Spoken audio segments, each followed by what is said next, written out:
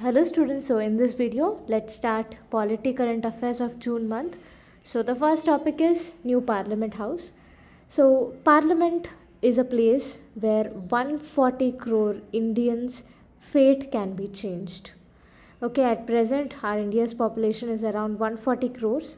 So this time we built our own parliament for the first time ever after independence. This is our new Parliament House. So it is designed by Padma Shri Bimal Patel. Our old Parliament was constructed from 1921 to 27, designed by Sir Edwin Lutyens and Herbert Baker. So it is believed that our old Parliament building was inspired from Chausat Yogini Temple in Morena in Madhya Pradesh. So our old Parliament House is now more than 100 years old. So our Indian population has increased, and with that the work pressure, employees and legislative members in the parliament also increased. So from 2026 the legislative members are going to increase, so more workspace is needed. So under the Central Vista development or redevelopment plan to strengthen the governance infrastructure, our new Parliament House is constructed. So here you can see our Lok Sabha hall. So it is based on the theme of national bird peacock. Okay, so this is the Rajya Sabha hall. So it is based on the theme national flower lotus, and this is the Sengol, the symbolic representation of transfer of power. Okay, it is placed next to the speaker's position, speaker's chair. Okay, so this is Ashokan pillar. It is on the roof of Parliament House. The carpets for our new Parliament House are hand woven carpets from Badohi. It is also known as the Carpet City in Uttar Pradesh, and there are 6 gates dedicated to water, land and sky to express gratitude to the friendly nature of Indian civilization.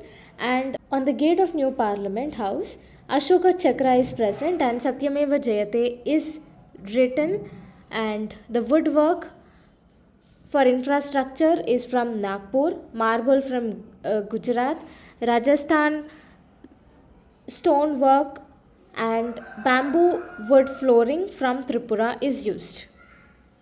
The topic is law on sedition. So first let's know about the sedition.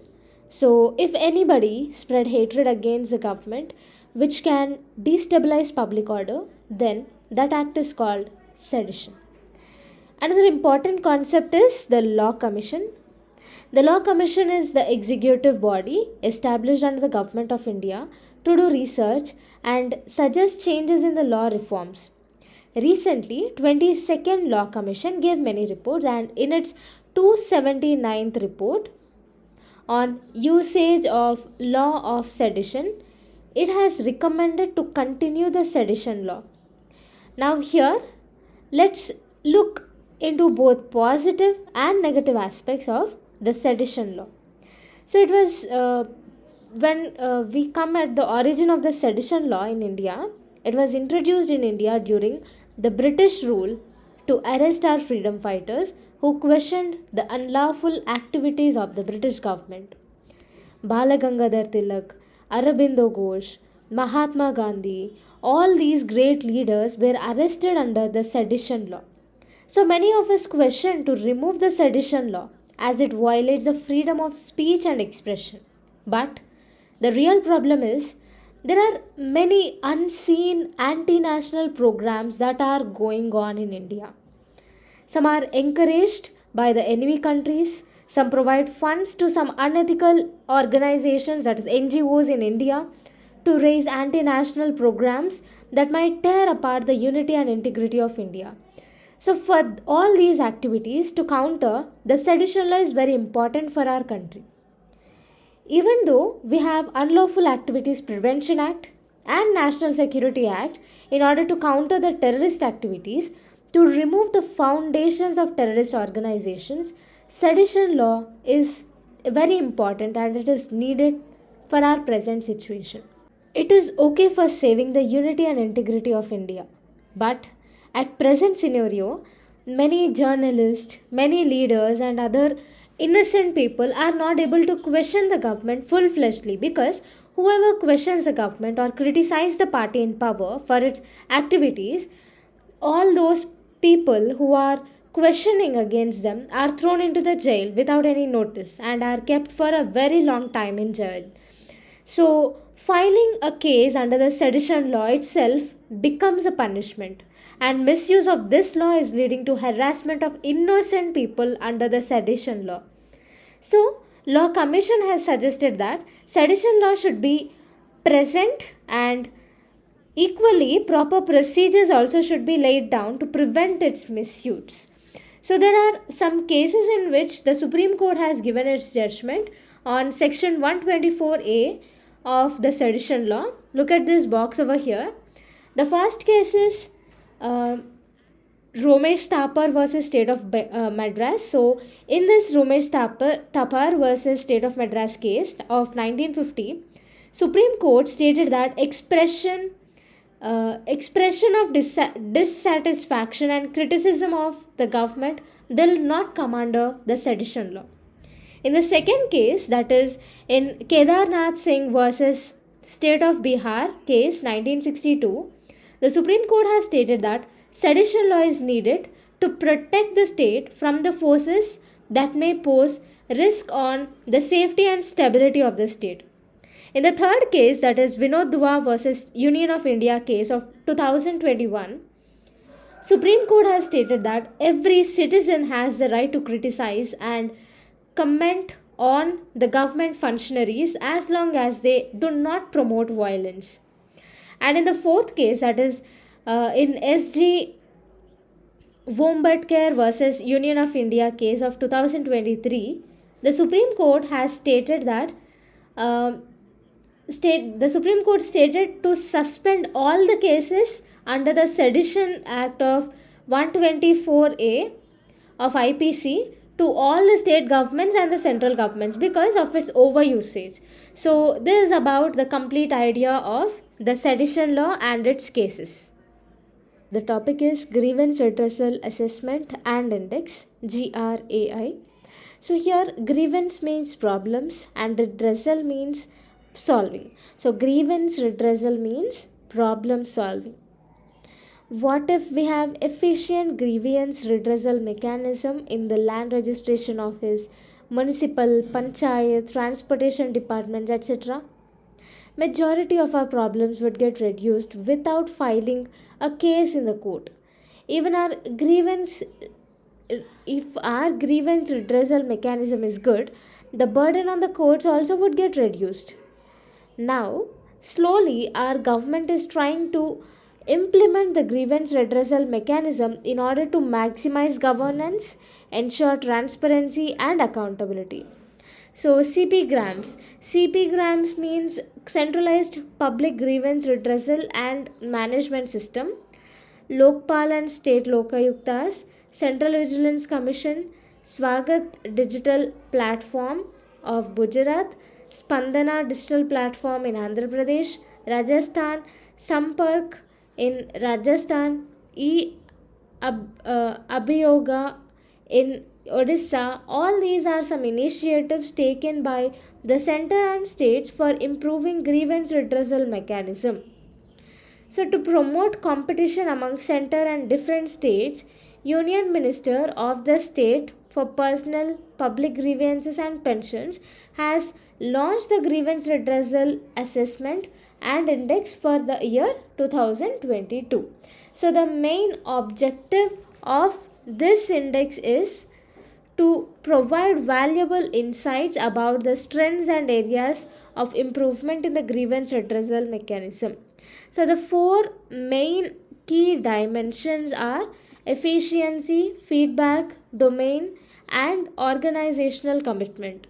So under this index, 89 central ministries and departments have participated, and as per the report, the average disposal time has improved from 32 days in 2021 to 27 days in 2022. So the time taken to solve the problem has been reduced as per this index. The topic is OTT regulation in India. OTT full form is over the top platforms. We can watch movies, TV shows and other programs through internet. Netflix, Amazon Prime, all these are the examples of OTT platforms. The OTT platforms are regulated by the Digital Publisher Content Grievances Council, that is DPCGC. So look at the box over here, this one. The Digital Publisher Content Grievances Council works under the Ministry of Information and Broadcasting. So it is an independent and self-regulatory body that is set up under the Internet and Mobile Association of India in 2021. So it looks whether the OTT platforms are following the IT rules of 2021 or not.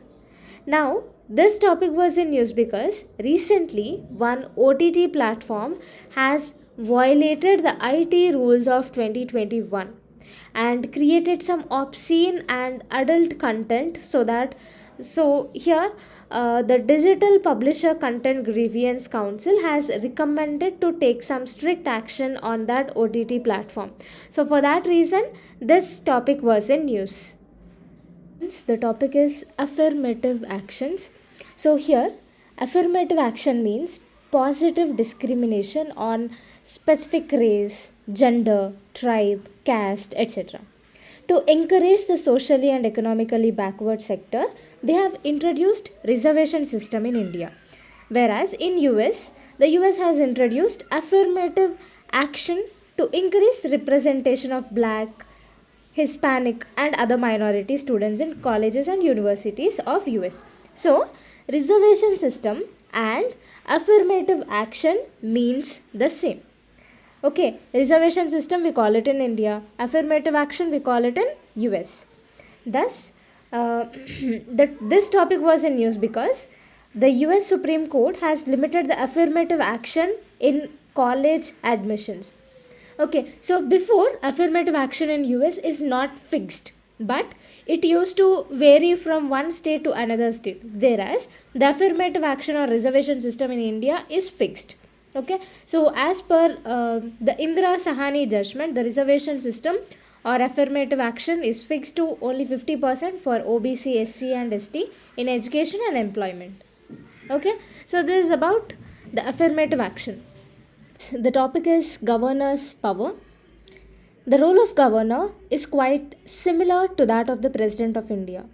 Article 153 to Article 162 discuss about the governor. Article 153 states that there shall be a governor for each state, and Article 157 and Article 158 specify the requirements for the post of governor. So as per these articles, the governor must be a citizen of India, should be at least 35 years of age, and should not be a member of either House of the Parliament or House of State Legislature, and should hold and the governor should not hold any office of profit. So there are four main important committees that have recommended steps for better relation between the governor and the states. Those four committees are the Rajmanar Commission, Punchi Commission, Sarkaria Commission and Venkatachalaya Commission. And Article 200 is also the important one to remember. So this article states that the governor can give assent, withhold assent or reserve the bill for consideration by the president. So if there is if the state legislature passes any bill, the governor has the power to give to accept it or not. So in most of the cases the governor is not accepting the bill, so there is a frequent tussle between the state government and the governor. And now this topic also was in news because the Tamil Nadu government has requested to shift the portfolios of ministers.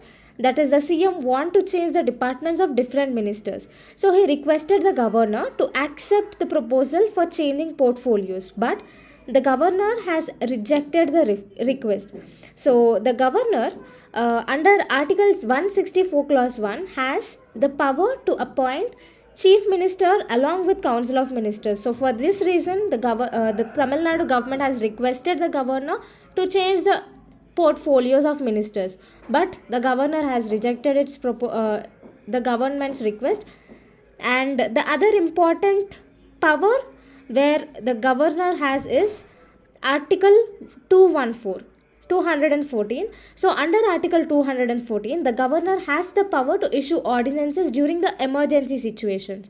So due to these article 164 clause 1 and article 214, there is a frequent tussle between the governor as well as the state governments.